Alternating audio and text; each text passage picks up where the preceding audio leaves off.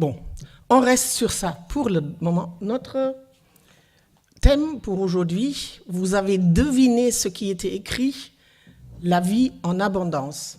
Bon, la prochaine fois, je saurai que certaines choses ne sont pas faisables sur PowerPoint.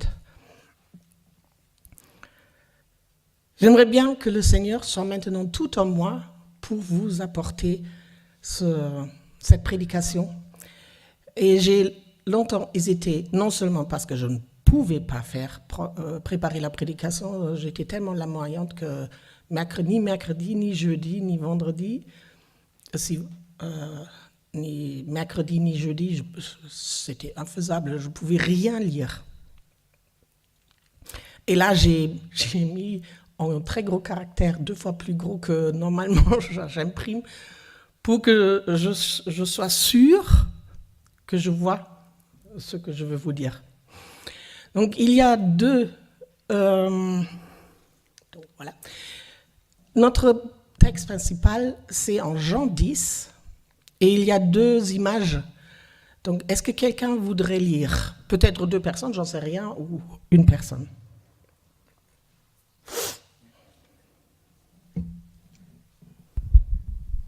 Moi, je suis venu pour qu'ils aient la vie et l'aient en abondance. Je suis le bon berger. Le bon berger est prêt à donner sa vie pour ses brebis. L'homme qui ne travaille que pour l'argent n'est pas vraiment le berger. Les brebis ne lui appartiennent pas. Il les abandonne et s'enfuit quand il voit venir le loup. Alors le loup se jette sur les brebis et disperse le troupeau.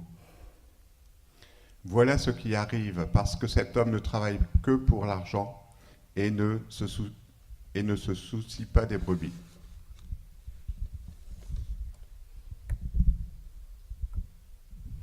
Ah oui, excuse-moi.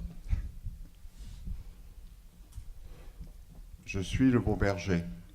Je connais mes brebis et elles me connaissent. De même que le Père me connaît et que je connais le Père. Et je donne ma vie pour mes brebis. Mes brebis écoutent ma voix. Je les connais et elles me suivent. Je leur donne la vie éternelle. Elles ne seront jamais perdues et personne ne les arrachera à mes mains. Mon Père, qui me les a donnés, est plus grand que tous et personne ne peut les arracher à la main de mon Père. Le Père et moi, nous sommes un. Pour commencer, ce texte que vous connaissez probablement tous sur le bon berger est intercalé entre 2, ou le premier verset, « Moi, je suis venu pour qu'ils aient la vie et qu'elle ait en abondance », est intercalé entre 2 passages sur des mauvais bergers. Et avec ce texte, avec cette prêche, ou ce que Jésus a dit là, il se met dans une longue lignée de textes déjà dans l'Ancien Testament sur le berger, et très souvent sur le bon berger. Quel est le texte le plus vite qui vous vient le plus vite à l'idée? Voilà, le psaume 23, qui a été rédigé 1000 ans avant que Jésus vienne, de David. Il y a encore des petits bouts en Ésaïe sur le berger qui ramène tous les brebis égarés, qui se sont égarés. En Ézéchiel, tout un chapitre, le chapitre 34, parle des mauvais et des bons bergers et du bon berger. Et en Zacharie aussi. Donc c'est à part que les pères d'Israël ont été tous des bergers, l'idée de Dieu comme berger et d'un bon berger est courant dans la Bible. Et si Jésus dit « Je suis le bon berger », tout le monde a derrière, pas non seulement Psaume 23, mais surtout Ézéchiel et Zacharie, qui écrivaient d'un côté les mauvais bergers et de l'autre côté le bon berger. Donc Jésus veut être notre bon berger. Et j'ai pris ce texte à partir de ce verset. Moi, je suis venu pour qu'ils aient la vie et l'aient en abondance. Parce que je trouve, parfois, nous les chrétiens, nous ne vivons pas vraiment, ou nous avons l'impression que nous ne vivions pas cette abondance. Quelle est donc cette vie en abondance? Qu'est-ce que vous comprenez comme... Qu'est-ce que pour vous est une vie en abondance? Est-ce que vous avez des idées? Manquer de rien. Si on ne manque pas de rien, c'est une vie suffisante. Pas forcément en abondance. Alors, d'autres idées? Être rempli de l'esprit, oh, ça c'est déjà très spirituel. Moi, je vois la joie, je vois l'opulence même. L'abondance, pour moi, c'est... peut-être vous connaissez sur les tableaux anciens, il y avait une corne d'abondance. Et une corne et les fruits et tout ce qu'on peut manger ont découlé, mais vraiment en abondance. J'ai cherché une image, mais je n'ai pas vraiment trouvé une bonne. J'aurais voulu vous montrer. Donc, une vie en abondance que le Seigneur veut pour nous. Il est même venu que nous ayons une vie en abondance, ne veut pas dire que j'ai le strict nécessaire, mais beaucoup plus. Je vais comparer un tout petit peu le psaume 23 et ce bon berger. Qu'est-ce que dit David pour une vie en abondance? Je ne manquerai de rien. Il me fait reposer dans de verts pâturages. Il me conduit près des eaux calmes, parce que quand les eaux sont turbulentes, les moutons ont du mal à boire. Donc il fallait des courants d'eau calmes, ce qui n'était pas une mince affaire dans les montagnes, parce que David a été un berger dans les montagnes, donc il fallait savoir où l'eau est calme. Je ne sais pas si vous avez été déjà dans les montagnes. Dans les montagnes, les cours d'eau, normalement, sont plutôt vives et surtout vite, courent vite. Et il fallait savoir où l'eau est calme, afin que les moutons sont bêtes. En allemand, ça se dit même bête comme un mouton. Pas comme les chèvres. Les chèvres sont foutues, savent bien se débrouiller, mais les moutons, sans berger, sont complètement... Donc, les moutons avaient besoin que l'eau soit calme. Il restaure mon âme et me mène sur le droit chemin. Ce que je trouve intéressant, Jésus commence avec « Je suis là pour vous donner la vie en abondance ». Et avec quoi David commence? Avec le repos. Il me fait reposer dans de verts pâturages, il me conduit près des eaux calmes, il restaure mon âme. Avoir la vie veut dire avoir ce dont j'ai besoin et même un peu plus.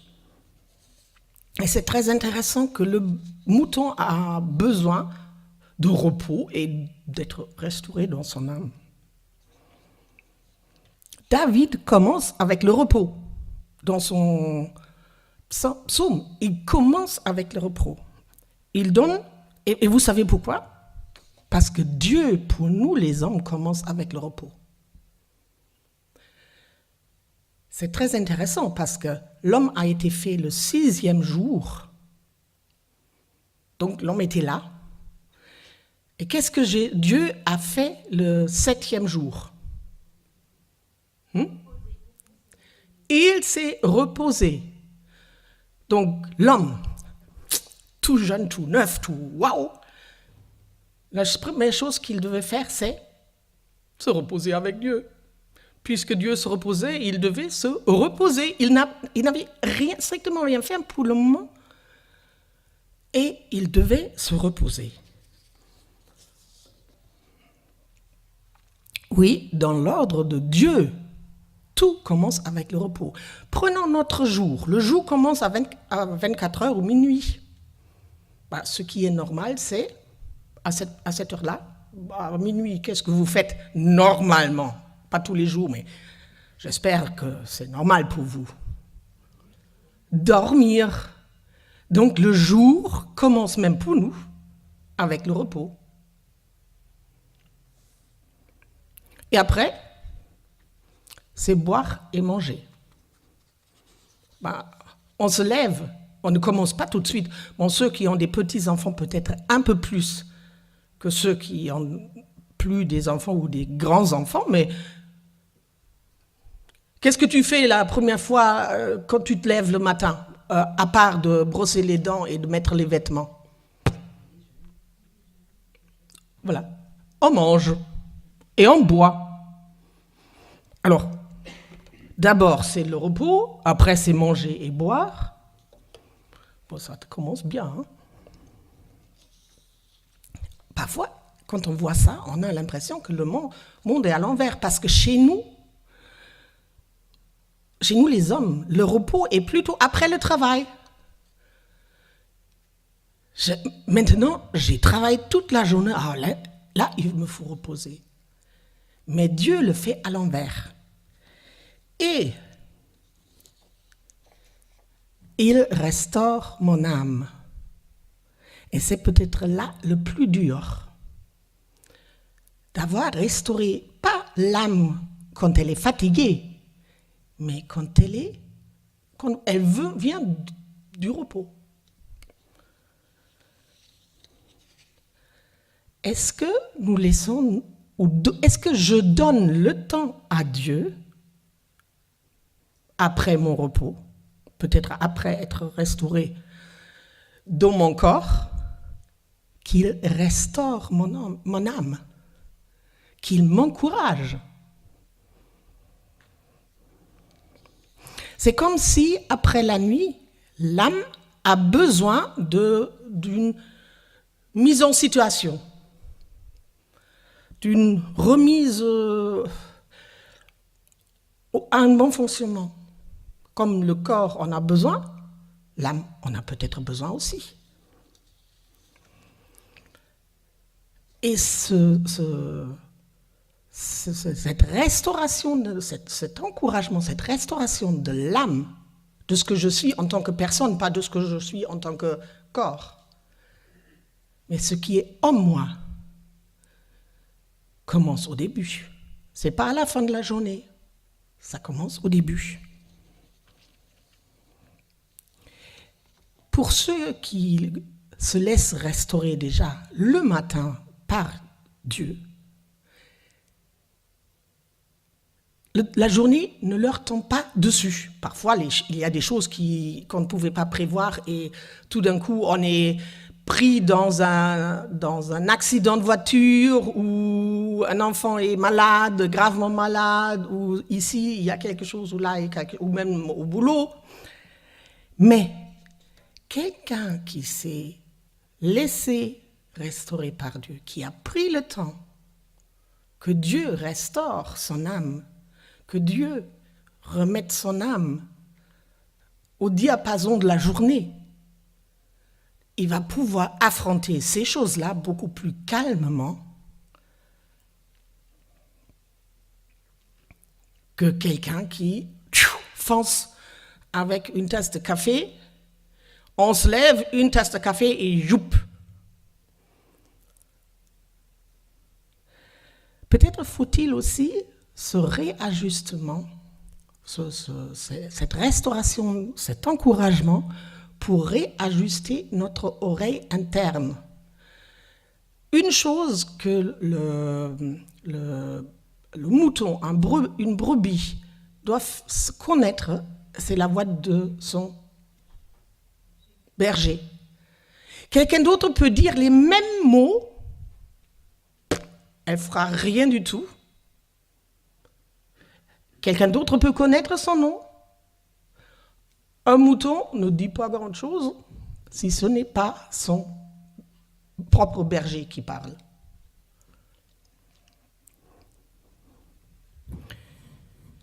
Et si nous ne réajustons pas, ou ne laissons pas réajuster notre oreille interne le matin pour la journée, peut-être nous n'entendons même pas la voix de notre bon berger à nous. Parce que notre bon berger veut nous guider sur un... Je ne sais pas si je l'ai... Non. Veut nous guider sur un chemin. Il ne veut pas seulement être là pour nous restaurer le matin et puis après c'est nous qui faisons tout.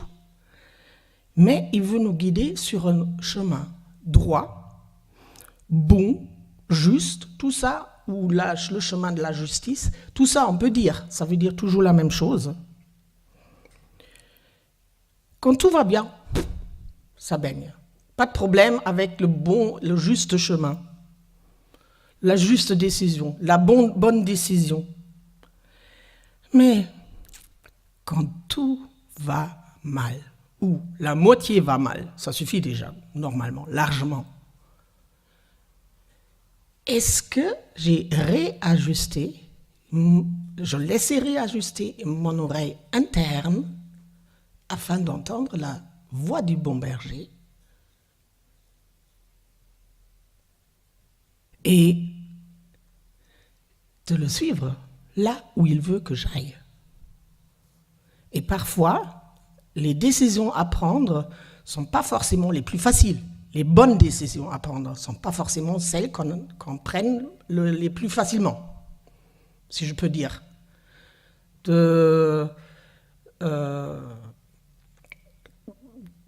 D'acheter une maison, ça c'est une grande chose, hein, d'acheter une maison a besoin de beaucoup de réflexion. Ou de dire, non, je ne vais plus rester avec ce travail-là parce que tout le temps, mes collègues me harcèlent. Je vais chercher un autre travail, c'est difficile. Ou d'autres choses.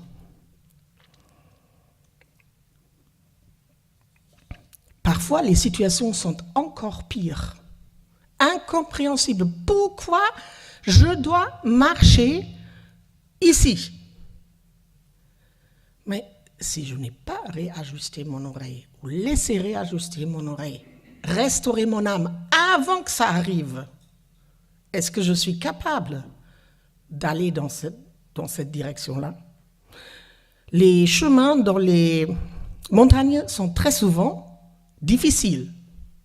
Vous êtes d'accord avec moi? Ce n'est pas une grande rue goudronnée. Loin de ça. C'est escarpé, c'est avec des rochers ici et là, avec des petits cailloux qui tout d'un coup, ça fait... Et on est heureux d'être du bon côté du chemin et pas de l'autre. Donc le chemin peut être difficile. Et parfois, je ne vois plus mon bon berger. C'est comme si, dans les temps difficiles, on a l'impression que Dieu n'est plus là. Jésus n'est plus là. Mais David trouve du réconfort dans le simple fait, je suis désolée que je ne suis pas allé plus loin, dans le simple fait de la houlette ou du bâton du berger. Il dit, ton bâton me guide, ton bâton me rassure, Je ne vois plus Jésus, mais son bâton me rassure. Mais qu'est-ce que ça peut être, son bâton? Le bâton du berger est beaucoup plus longtemps visible que le berger lui-même. Quand je suis tout à la fin du troupeau, un mouton qui regarde en haut, il se peut qu'il ne voit plus son berger. Mais le bâton du berger, je ne sais pas, il a 2,50 mètres ou 3 mètres. Il va le voir encore beaucoup plus longtemps. Même si la voix n'est plus audible, il va voir ça.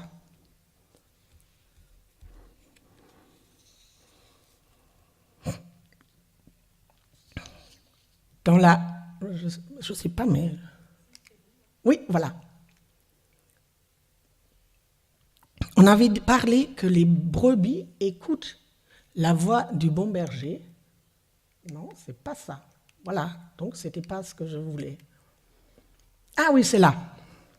Je suis désolée. Quand je marche dans la vallée de l'ombre de la mort, donc il existe des choses encore plus graves que d'aller sur un petit chemin escarpé. Il existe des choses qui me donnent la mort dans l'âme. Parfois, c'est vraiment la vallée de l'ombre de la mort. Pour une brebis, c'était peut-être là où se cachaient les loups, ou à l'époque de David, il existait encore des lions en Israël. Parfois, nous avons l'impression que je suis dans une vallée sombre. Et je vois ni j'entends mon bon berger. Et aller dans une vallée sombre, dans la vallée de la mort, c'est un peu en contradiction avec ce que Jésus dit. Je suis venu pour que mes brebis aient la vie et l'aient en abondance. Qui est d'accord avec moi que quand les choses sont vraiment difficiles, ou quand on est au bord d'une dépression, qui est d'accord avec moi que ça ne ressemble pas vraiment à une vie en abondance? Hein? Vous êtes d'accord avec moi? Je crois que chacun a déjà vécu ça.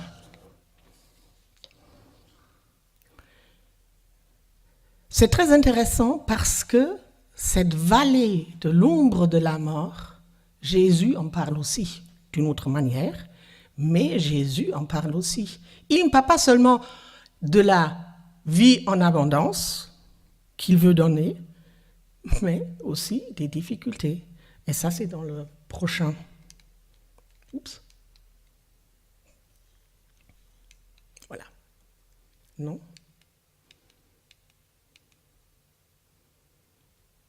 Voilà. Je suis le bon berger. Le bon berger est prêt à donner sa vie pour ses brebis. Et maintenant, oublions toutes les choses avec l'homme qui travaille pour de l'argent en tant que berger. Mais prenons un peu plus loin. Quand il voit arriver le loup,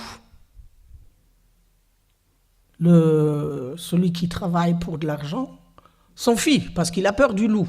Normalement, le loup ne vient pas seul. On devrait dire quand il voit arriver les loups, parce que c'est pratiquement toujours une meute. Et j'imagine, moi, j'aurais probablement peur quand une meute de loups vienne encercler au moins une partie de mon troupeau. Alors le loup se jette sur les brebis et disperse le troupeau. Alors même Jésus parle de quelque chose de négatif. Même Jésus dit, même moi, je veux vous donner la vie abondante, mais ce n'est pas une vie à l'eau de rose. Ce n'est pas une vie qui est tout le temps super bon, sans difficulté. Il y aura des loups. Il y aura des choses, des événements qui se jettent sur vous, qui vous encerclent comme une meute de loups, et vous avez l'impression de ne pas pouvoir en sortir. Mais moi, je dis Jésus à la fin, je suis le bon berger. Je connais mes brebis et elles me connaissent, de même que le Père me connaît et que je connais le Père. Et je donne ma vie pour les brebis. Nous savons tous qu'il l'a déjà fait. Jésus a donné sa vie pour nous. Jésus n'a jamais dit que la vallée de l'ombre de la mort dont parle David n'arrive jamais avec lui. Jésus dit, faites attention, il y aura des loups, des difficultés.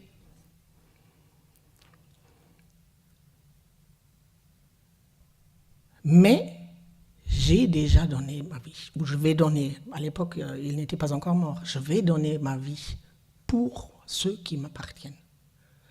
Je fais tout pour qu'il reste en vie. Et Jésus, nous le savons et nous l'avons remémorisé avec la Sainte Seine, que Jésus est mort à la croix. Et qu'avec sa mort et sa résurrection, nous avons un accès libre auprès de Dieu et le pardon de nos péchés, de tout ce que nous faisons de mal. Nous avons l'assurance que cela est et sera pardonné.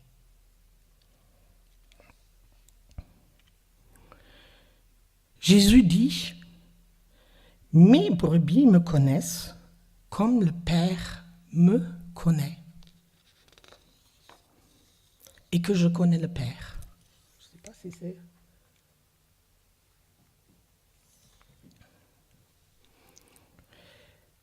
Jésus et Dieu le Père se connaissent comment? Super, intimement. Le plus intimement, beaucoup plus intimement qu'aucun mari ne connaisse sa femme, qu'aucune épouse ne connaisse son mari.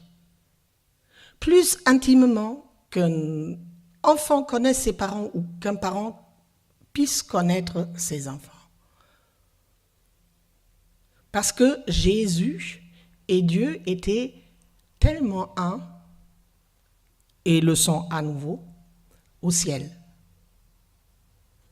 Quand Jésus est venu sur terre, cette intimité était un peu plus loin, mais toujours très très proche.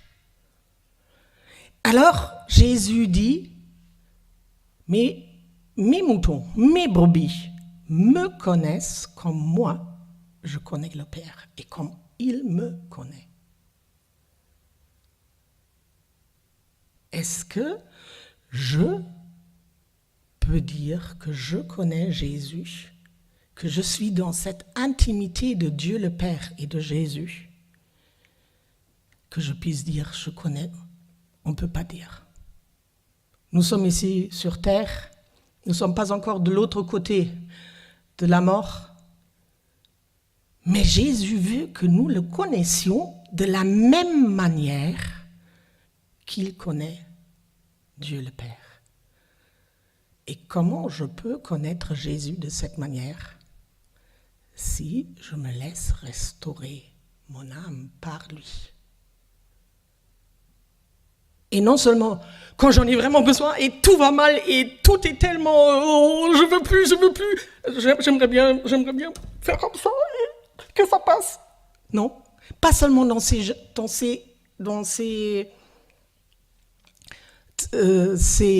situations-là. Non, il veut restaurer mon âme avant que ces choses arrivent. Le matin, comme on l'a entendu dans le psaume 23.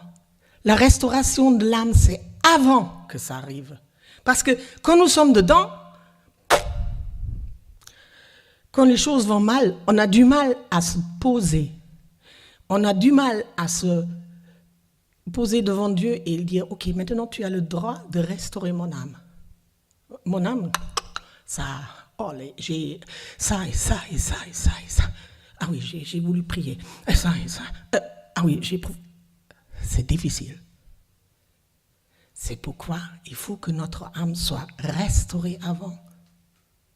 Et que cette vie que Jésus nous a donnée et veut nous donner, cette vie en abondance, ne nous abandonne pas quand tout va mal.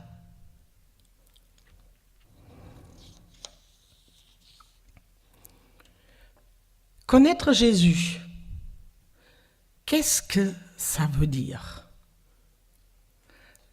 Connaître Jésus veut dire savoir qu'il veut toujours mon bien.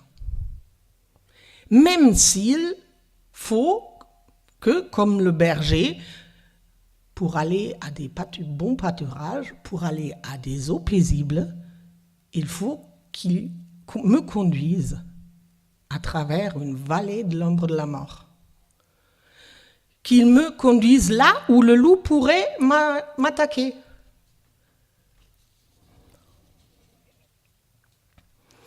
Quand je suis restaurée le matin, tous les matins, pas seulement un, par mon Seigneur, par mon berger, il me suffit que je vois son bâton.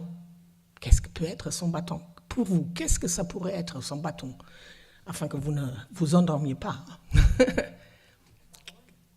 Voilà la parole de Dieu. La parole de Dieu, qui a d'autres idées. Laissez guider, oui. Des chants chrétiens. Le Saint-Esprit. Tout ce qui peut emmener ma vision plus loin. Tout ce qui peut un peu réconforter ma journée. Le mieux est sa parole et d'apprendre certains versets par cœur. Parce que quand je suis très très mal, j'ai du mal à lire la parole de Dieu.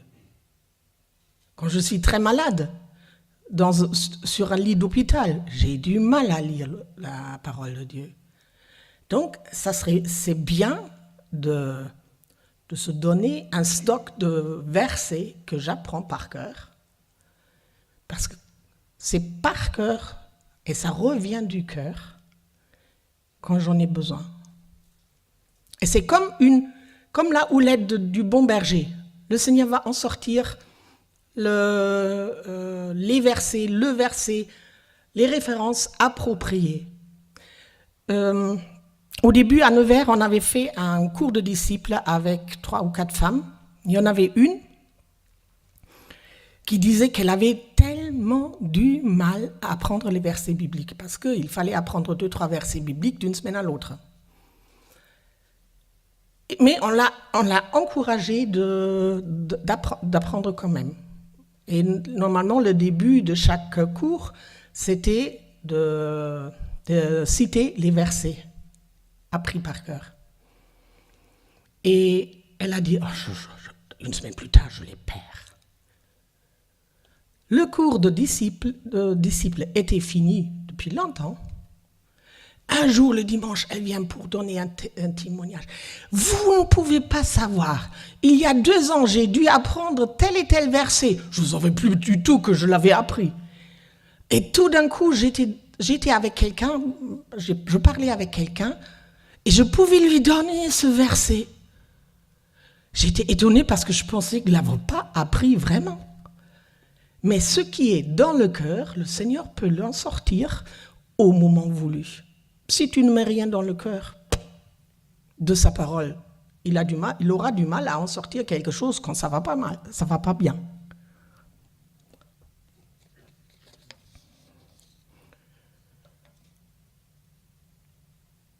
Écoutez sa parole, ce que nous voyons. Écouter sa parole veut dire la lire. Nous tous, nous savons lire, ce qui est super bien. Et comme ça, on peut connaître toujours davantage Jésus. Et même si on relit et relit et relit et relit les mêmes choses, à la longue, vous les avez dans votre cœur. Même si vous ne les avez pas appris par cœur, vraiment.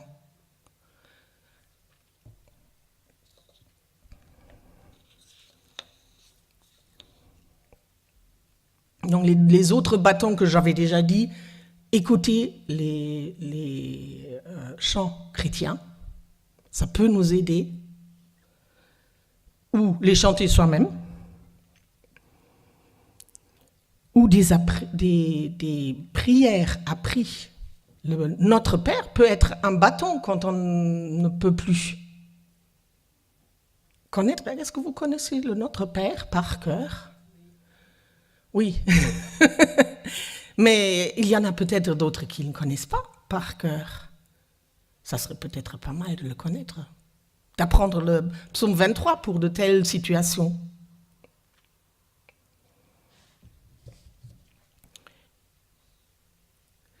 Jésus veut nous donner une vie abondante. Et ce qui est le plus abondant, c'est la vie éternelle. La vie abondante n'est pas seulement pour ce côté de la vie, mais nous avons une espérance qui est beaucoup plus grande, qui va beaucoup plus loin que notre vie ici-bas.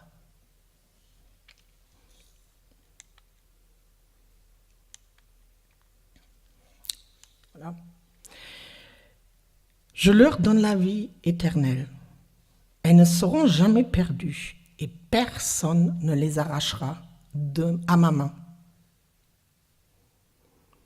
Mon Père est plus grand que toute autre personne, que tout ce qu'on peut imaginer. Et personne ne peut les arracher à la main de mon Père. En fait, être dans la main de Jésus est la même chose que dans la main de Dieu. C'est exactement dans la main de Dieu. Mais la vie éternelle commence déjà ici. La vie en abondance commence déjà ici. La mort physique, oui, je suis sûre que beaucoup d'entre nous la verront encore, peut-être pas, hein. Peut-être Jésus viendra dans 2 jours et nous serons enlevés avec lui sans être passés par la mort. Ça serait super. Mais est-ce que tout le monde qui est ici sait qu'il sera vraiment enlevé avec Jésus s'il venait dans 2 jours? Est-ce que je suis sûre que Jésus est déjà mon bon berger? Est-ce que je peux dire, je suis sûre que je le verrai vraiment de face à face après la mort ou quand il viendra? Et que je ne dois pas avoir peur s'il venait maintenant, parce que je suis déjà une brebis du bon berger, parce que je suis déjà un enfant de Dieu.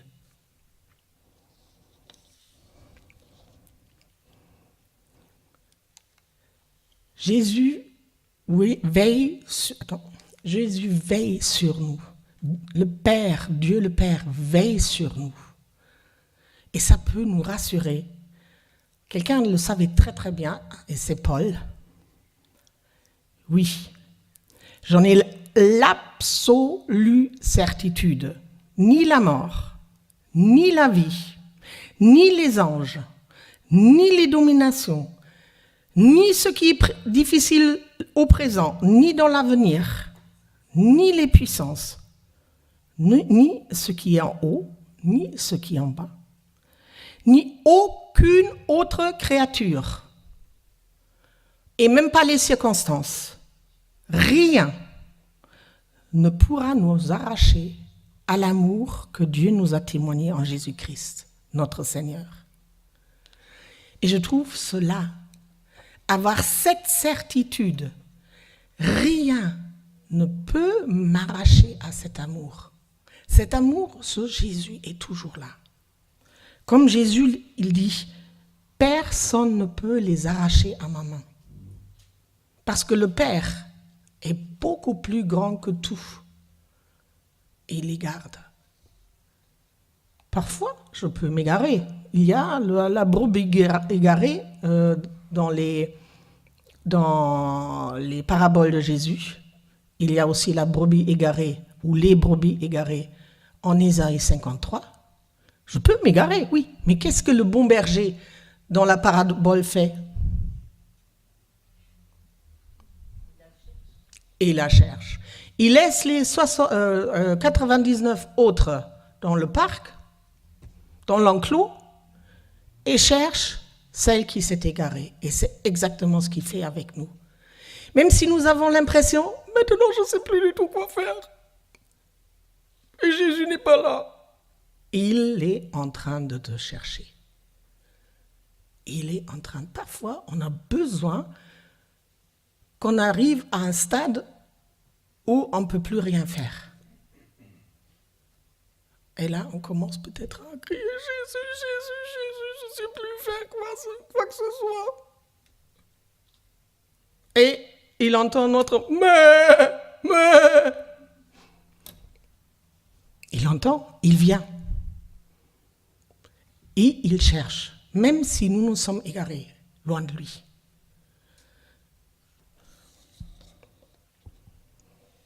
Et il me dit,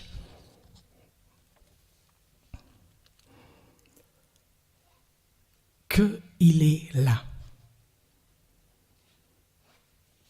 Et même si nous sommes tombés, même si nous avons l'impression de ne plus être dans la main du Seigneur, parfois on a cette impression. Un dicton dit « Je ne peux pas tomber plus bas que dans la main du Seigneur ». Je ne sais pas si en français ça existe. En allemand, on le dit. « Je ne peux pas tomber plus bas que dans la main du Seigneur ». Même si je suis tombé, même si je me suis égaré, si je suis un enfant de Dieu, une brebis de son troupeau, il va me chercher. Même si je suis tombé, il va s'occuper de moi. Même si j'ai des égratignures, même si j'ai ça physiquement et psychiquement, même si quelque chose est cassé, il va me chercher et me penser. Je ne peux pas tomber plus bas que dans la main du Seigneur. Dans le psaume 23, David va encore plus loin. Il dit, tu dresses une table, pas dans ton château, mais en face de mes ennemis. Mais écoute, qui, au lieu de se mettre en rang de soldats de bataille, en face de ses ennemis, dresserait une table? Parfois, quand tout va mal, quand on a l'ennemi en face, les difficultés en face, les choses qui ne vont que de travers, parfois, Dieu, Jésus nous accorde quelque chose. En fait, c'est dresser une table devant l'ennemi où il veut nous rassasier à nouveau. Et ça va plus loin. Il oint d'huile ma tête. Ce n'est pas seulement un repas vite fait. Ah non, il faut que je m'assoie. Il oint d'huile et ma coupe déborde. Bon, si je bois plus que du raisonnable, je ne vais plus pouvoir me battre contre l'ennemi. Mais j'ai l'impression que Dieu ne veut pas que je me batte contre l'ennemi.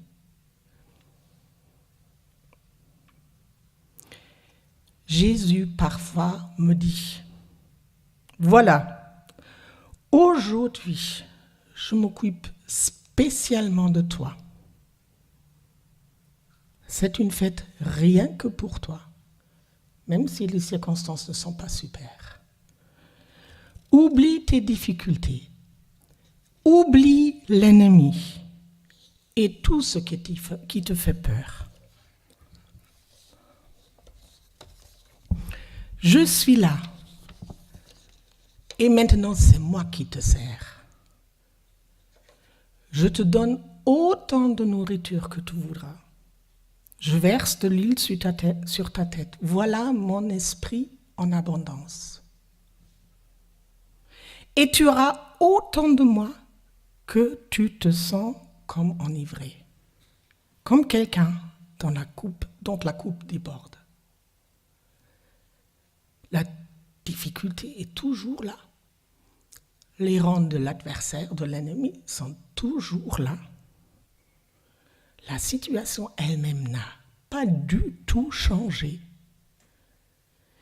Mais Jésus, mon bon berger, s'est occupé de moi à ce moment-là, et d'une manière merveilleuse, spéciale. Il s'est occupé d'une brebis qui avait vraiment besoin de savoir qu'il s'occupe d'elle. Afin que de cette rencontre, elle sorte renouvelée. Je ne sais pas si vous avez déjà eu de telles rencontres avec le Seigneur. Vous avez eu l'impression que Dieu dresse une table, Jésus dresse une table devant vous. Il vous sert tout ce dont vous avez besoin. Et vous avez l'impression de pouvoir exploser de bonheur, et parce que Jésus est là. Et je vous rassure, à moi, ça m'est arrivé pratiquement toujours quand j'étais au plus mal. C'est jamais ou rarement arrivé quand j'étais bien. Mais en face de l'ennemi, en face de l'adversité, en face de ce qui est mal, de ce que je n'arrive pas à surmonter, de ce que j'ai peur, tout d'un coup, Jésus est venu, m'a dit, écoute, maintenant, tu t'assois. Maintenant, je m'occupe que de toi. Les autres, je m'en occupe aussi. Mais maintenant, c'est que pour toi. Je te donne mon esprit autant que tu voudras. Je me donne à toi autant que tu voudras. Et après, tu ressors dans la même situation. Mais toi, tu n'es plus le même.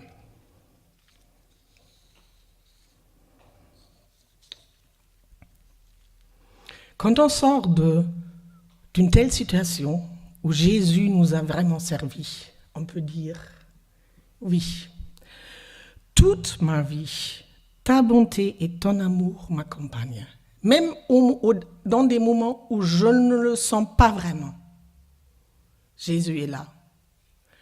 Même dans les moments où je ne vois que le bâton du berger, où je n'ai que quelques versets ou une prière qui me reste. Oui, toute ma vie, ta bonté et ton amour m'accompagneront et je resterai dans la maison du Seigneur et je dirais dans la présence de Dieu pour toujours. Jésus dit, moi je suis venu pour... Bon, ça se voit pas bien, ok, je laisse. Moi je suis venu pour qu'ils aient la vie et l'aient en abondance. Non pas seulement après la mort, mais ça commence déjà ici.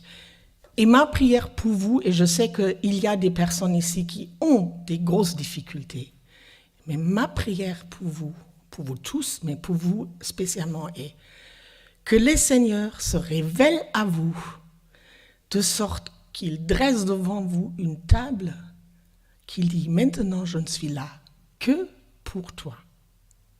Je veux te faire du bien afin que tu puisses résister dans cette difficulté, dans cette adversité contre l'ennemi. Amen.